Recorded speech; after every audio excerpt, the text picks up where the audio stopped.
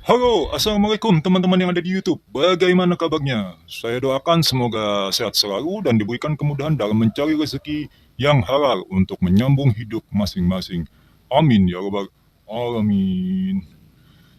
Teman-teman, berjumpa lagi dengan saya di channel saya ini yang berusaha memberikan edukasi dan pemahaman serta motivasi sesuai dengan kapasitas saya. Tidak ingin untuk menggurui apalagi untuk merasa yang paling benar sendiri. Baik teman-teman, pada kesempatan kali ini saya ingin membahas juga berdasarkan kisah nyata, masih seputar tentang pinjaman online atau juga mungkin bisa disebut rekanannya ya, pay letter ya. Oke. Ini tentang aplikasi Shopee ya. Tentu teman-teman di sini sudah sangat mengenal sekali ya, Shopee ini terkenal sekali di Indonesia, apalagi dengan Shopee Pay Letter dan S-Pinjamnya. Tetapi di sini saya membahas tentang Shopee Pay Letter. Beberapa waktu lalu, ya, teman saya sebut saja namanya Jenny, ya, Jenny atau Joni terserah ya teman-teman ya. Nah, berhasil melakukan atau mendapatkan limit dari Shopee Pay Later ya. Ketika mencoba karena dia rasio belanjanya sangat bagus ya di aplikasi Shopee, sehingga mendapat kesempatan untuk mengajukan limit Shopee Pay Later, dan ketika dicoba berhasil mendapatkan limit sebesar Rp1.800.000. Nah, teman-teman ya, tentunya bagi orang yang baru mendapatkan limit Shopee Pay Later sangat senang teman-teman. Dan akhirnya ingin menggunakannya, itu sudah pasti ya. Siapapun saya yakin pasti ingin menggunakan limit tersebut. Nah akhirnya teman saya berkeinginan untuk melakukan pencicilan handphone. Nah dicoba oleh teman saya pada hari itu ya. Dicoba, dia pergi ke salah satu toko handphone, kontak HP yang besar ya di salah satu kota di Indonesia. Kemudian sesampainya di sana, dia disambut dengan salah satu karyawan toko, kebetulan cewek ya, memang karyawan toko ini. Nah, ketika sampai di sana, dia ditanya, "Oh, selamat sore mas, ada yang bisa dibantu?" Begitu ya. Ya kan job di standar seperti itu teman-teman ya, ada yang bisa dibantu begitu ya. "Ya mbak, saya ingin mengajukan kredit HP nih, tapi pakai Shopee Pay Later, bisa nggak bayarnya?" "Oh bisa mas," gitu. "Kalau boleh tahu handphone merek apa mas?" gitu. Teman saya jemput, "Merek Infinix." Nah, "Oh Infinix ya mas, sebentar ya mas," begitu. Kemudian pergilah sebentar ya karyawan tersebut, dan tidak lama kembali, nggak sampai 1 menit kembali ya. Mengatakan kepada teman saya, "Mas, kalau untuk HP Infinix itu kena cas mas." "Oh, cas maksudnya gimana mbak?" "Ya, ya ada biaya tambahan mas kalau menggunakan Shopee Pay Later." "Oh gitu, jadi berapa mbak kira-kira casnya?" gitu ya. Nah si karyawan tadi menjawab, "Belum tahu mas, bagaimana mas mau apa tidak?" gitu. Ya karena teman saya merasa ingin mencoba ya, "Ya nggak apa-apa mbak, pokoknya cukup ya limit Shopee Pay Later saya," seperti itu ya. Nah, dicobalah ya kan, kemudian si karyawan tadi izin meminjam, "Bisa pinjam mas handphonenya yang ada aplikasi Shopee-nya?" Dipinjamkan lah ya. Teman saya sih percaya karena kan ada PIN-nya semua, nggak mungkin bisa dibajak ya pada saat itu. Kepercayaan teman saya. Ini pada akhirnya tidak dibajak kok teman-teman. Kemudian si karyawan tadi pergi sebentar ke kasir dan nggak lama kembali ke teman saya gitu. Dan mengatakan, "Mas ini nanti sama casnya ini jadi 1.750.000 gitu."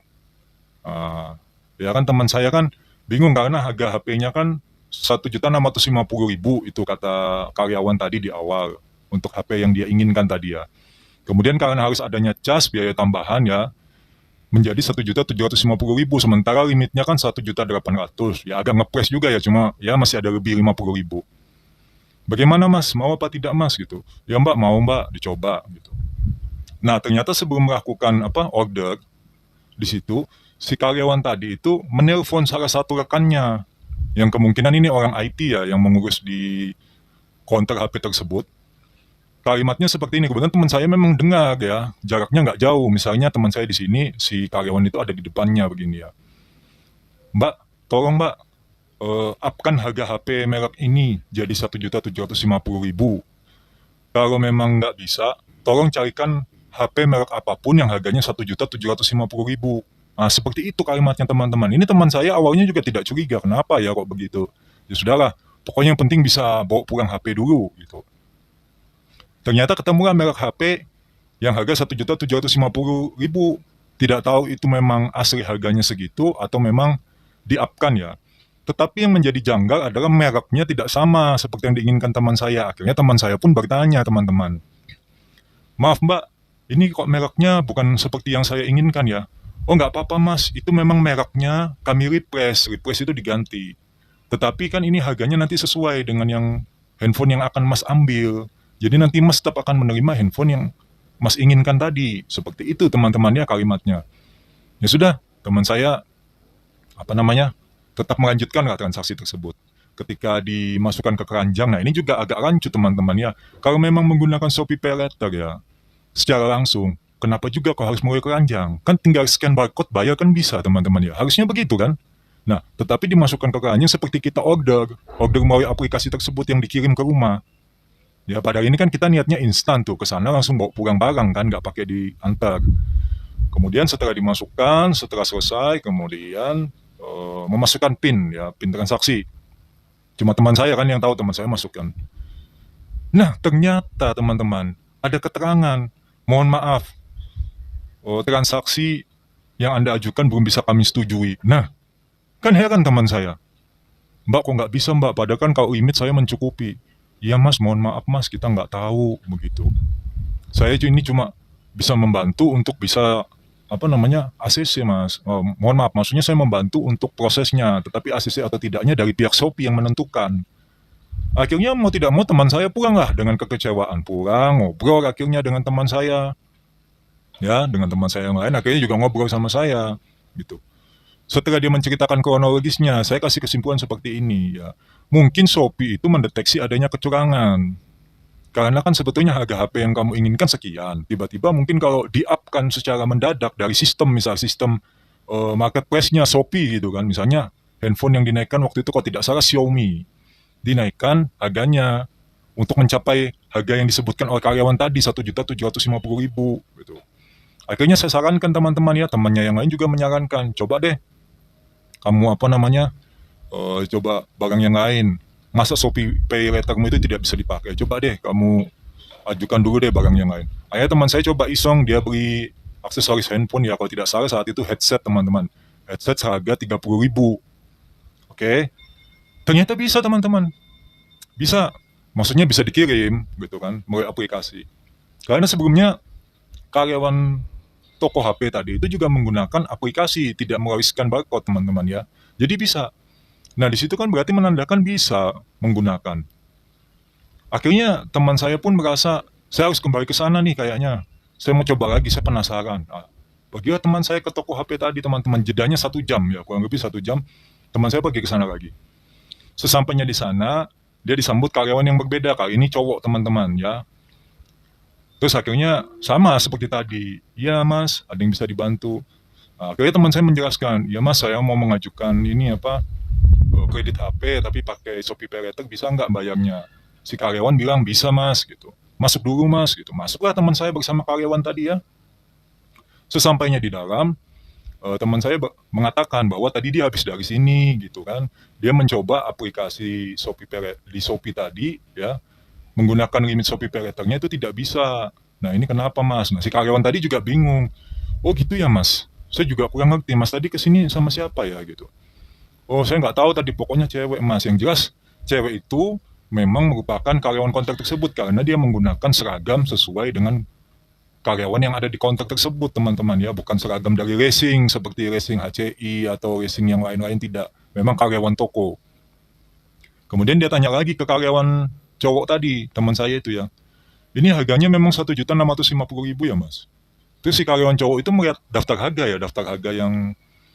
yang tidak dipajang di depan etalase. Kan ada tuh biasanya kalau kita masuk ke counter HP ada daftar harga yang dipajang di etalase ya teman-teman ya. Tetapi ini ada yang tidak dipajang di etalase. Kayak memang mungkin harganya mereka ya gitu. Nah, dilihat sama si karyawan toko tadi, karyawan yang cowok. Setelah dilihat, karyawan cowok mengatakan, "Untuk Infinix ini Mas, harganya 1.580.000. Wah, kaget teman saya. "Mas, bener Mas itu harganya Mas, nggak ngigo Mas?" "Ya enggak lah Mas, masa saya ngigo, ini Mas bener 1.580.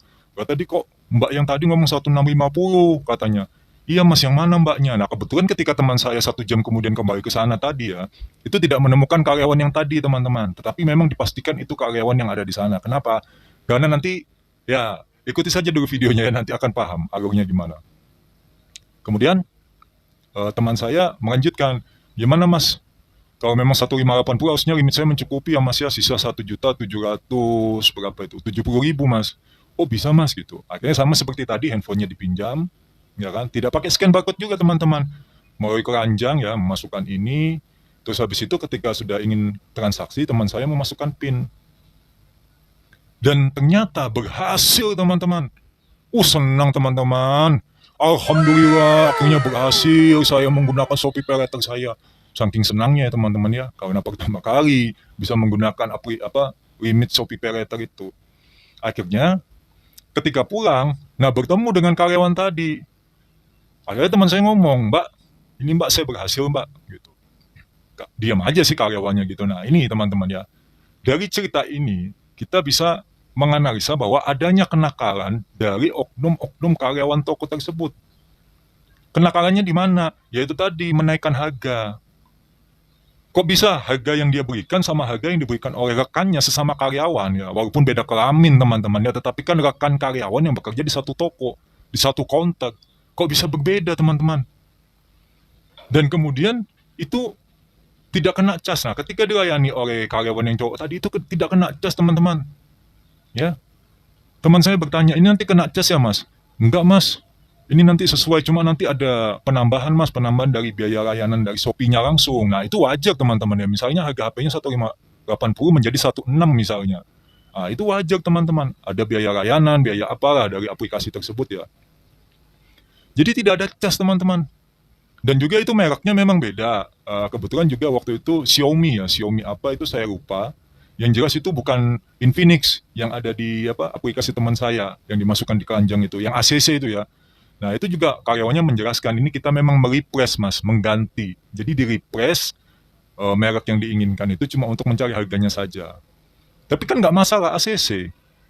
Ya teman-teman ya, dari sini kita bisa menilai bahwa sebetulnya kalau memang mereka punya target ya dari pihak kontrak tersebut, dalam bulan ini mereka harus menjual dari merek Oppo, Vivo itu lebih banyak. Kemudian misalnya ada orang yang datang ke konter mereka itu cari handphone yang bukan merek Oppo atau Vivo, tapi misalnya Infinix atau Redmi gitu ya. Nah kemudian mereka misalnya merepress merek yang tercantum di aplikasi pengajuan tadi, itu nggak masalah teman-teman. Selama memang ketika itu bisa ACC, ya tidak ada masalah intinya. Dan orang yang mengajukan tadi mendapatkan barang yang dia inginkan, bukan dengan merek yang berbeda teman-teman. Jadi cuma mungkin untuk target pasar mereka juga di kontrak tersebut gitu ya. Untuk dalam bulan ini harus jual berapa, itu tidak masalah menurut saya. Tetapi yang jadi masalah adalah ketika mengatakan ada penambahan cas teman-teman. Nah ini loh yang sudah nambah cas, harga dinaikkan. Bayangin loh 1.580, andai kata teman saya beli cash, hemat berapa itu teman-teman ya? 1.580 ke 1.650 berapa? 70.000 teman-teman. Lebih hemat 70.000 loh. Terus juga kalau misalnya kena cas, jadi berapa itu? Nah masalahnya kan cas ini larinya kemana? Ya benar, melalui Shopee Pay Later tadi limitnya kepotong 1.750 kalau ACC ya pada saat pengajuan pertama. Tapi apakah itu akan masuk sepenuhnya ke kontrak atau nanti yang 100.000-nya atau yang tadi lebihannya, bayangin ya 1.580 jadi 1.750. Berarti berapa teman-teman? 250.000 sendiri loh teman-teman. Nah itu lari kemana? Kalau lari ke mana karyawannya kan ini nakal teman-teman. Atau misalnya dibagi dua sama pihak kontrak kan juga bahaya ini gitu. Masalahnya kan nasabah atau si yang mengajukan bukan pinjaman ya, mengajukan kredit tadi pakai Pay Later itu, Shopee Pay Later ya, itu kan akan membayar tiap bulan karena akan masuk dalam cicilan. Nah, seperti itu teman-teman. Ini yang perlu diperhatikan kalau teman-teman ingin mengajukan ya kredit HP dengan aplikasi Pay Later manapun, entah itu Shopee Pay Later lah, Indodana Pay Later atau Pay Later manapun, tetap harus waspada. Kalian harus tahu dulu harganya berapa. Cari tahu dulu, paling tidak kalian cek di online, perbandingan dulu ya. Di online ternyata harganya berapa, ketika di toko berapa. Nah, ini bersyukur ya, memang rezeki teman saya dia ketemu sama karyawan toko yang jujur. Walaupun pertama ketemu sama oknum, ya oknum yang nakal. Saya nggak perlu sebut nama tokonya ya. Biarin aja nanti kalau misalnya itu terjadi lagi nanti dan ada masuk beritanya kepada saya, bisa saya viralkan itu nanti ya. Jadi masalah itu nanti karyawan toko tersebut ya. Sayangnya tidak ketemu saya teman-teman. Kalau ketemu saya follow Instagramnya. Oh beneran nggak apa-apa, saya follow Instagramnya, nggak apa-apa kan kita memfollow kan baik ya. Nah akhirnya yang kedua kali teman saya ke sana ketemu sama karyawan yang jujur, yang mengatakan tidak ada cas, cuma biaya layanan, dan itu memang murni dari aplikasi penyelenggara paylater tersebut, teman-temannya nggak masalah gitu. Kalau masalah repress merek tadi juga nggak apa-apa, ya kan? Selama yang kita ajukan tadi, barang yang kita inginkan itu, ya itu yang kita dapat, bukan merek lain yang dia masukkan ke aplikasi tersebut. Itu nggak masalah teman-teman ya. Semoga teman-teman juga nanti kalau ingin melakukan pemberian handphone dengan cara kredit melalui paylater manapun, tetap harus waspada. Seperti saya katakan tadi, cek dulu di internet harganya berapa, ya. Mungkin cek juga di toko berapa, sama lihat daftar harganya dulu. Kalau di daftar harganya 1 juta sekian-sekian, 2 juta sekian-sekian, tanyakan lagi, ini benar nggak harganya? Seperti itu teman-teman ya. Baik teman-teman, semoga dari kejadian ini ada hikmah yang bisa diambil untuk teman-teman ke depannya agar tidak terbodohi. Ya, kan kasihan ya kalau misalnya ada masyarakat itu yang sampai terbodohi begitu ya. Untungnya awalnya teman saya itu tidak ACC. Kalau ACC kan kasihan gitu ya. Karena kebanyakan orang ya teman-teman, kalau sudah mendapatkan limit paylater, senangnya itu tidak keturungan teman-teman. Wow, asik, asik, asik, asik, asik, dapat paylater. Begitu teman-teman ya. Nah, nanti ketika ditanya, pokoknya mas atau bapak, yang penting kan pulang bawa handphone pak ya, mau pak ya? Ya, begini. Manggut-manggut teman-teman, mantuk-mantuk. Yang penting ACC ya pak ya? Ya, mantuk-mantuk teman-teman. Nah inilah, hati-hati. Kadang kan banyak itu masyarakat di luar sana yang masih belum mengerti sepenuhnya dengan aturan paylater, ya kan, larangan-larangan apa, mungkin seperti itu sudah terbaca sama Shopee ya, makanya akhirnya tidak ACC. Ya, karena terbaca mungkin ada kecurangan di situ yang awalnya segini, ya dinaikkan, di aplikasi Shopee juga dinaikkan. Akhirnya Shopee membaca, wah ini ada kecurangan ini, lebih baik kita transaksi ini tidak usah kita setujui. Nah, tetapi transaksi kedua tadi apa? Sorry, headset ya. Nah, yang ketiga berhasil teman-teman, kedua dan ketiga berhasil. Dan aplikasi apa namanya tuh pengajuan yang ketiga itu kan yang handphone di toko yang sama berhasil pada hari yang sama, cuma beda jam. Nah, kan bisa kita simpulkan ya, berarti memang teman saya masih diselamatkan seperti itu. Semoga teman-teman juga nanti ke depannya bisa terhindar dari kenakalan-nakalan oknum yang seperti ini ya. Oknum-oknum yang nakal itu banyak teman-teman. Ini yang sangat disayangkan ya, apalagi mereka itu sebetulnya harusnya memudahkan orang yang ingin beli handphone di toko tersebut gitu ya. Masalah nanti dapat bonus apa enggak, ya jangan curang seperti itu ya. Pasti nanti kan kalau kinerjanya bagus dari pihak kontrak akan memberikan bonus atau apresiasi begitu. Janganlah mencurangi pembeli yang menggunakan paylater dinaikkan. Bayangin teman-teman 250.000 loh teman-teman. Lumayan teman-teman buat beli apa itu, Burger King ya, KFC, McD. Waduh. Ya semoga cerita ini bermanfaat untuk teman-teman yang menyaksikan video saya dari awal hingga akhir ini. Semoga kuota yang kalian gunakan ini membawa manfaat juga untuk saya dan untuk teman-temanku semua. Saya undur diri dulu. Assalamualaikum warahmatullahi wabarakatuh.